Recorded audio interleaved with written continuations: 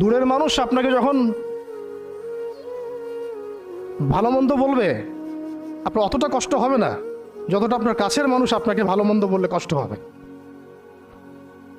যখন আপনার প্রিয় মানুষেরা আপনাকে পাথর ছুড়বে, এই পাথরের আঘাত সহ্য করা এত সহজ না।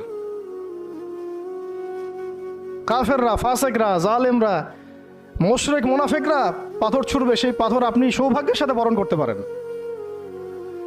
সে রক্তক্ষরণে আপনার কষ্ট হবে না। প্রিয় মানুষদের দেওয়া অপবাদ, মিথ্যাচার, গীবত, তহমত, পাথর আপনাকে এত কষ্ট দিবে, এই কষ্টের লোড আপনি সহ্য করতে পারবেন না।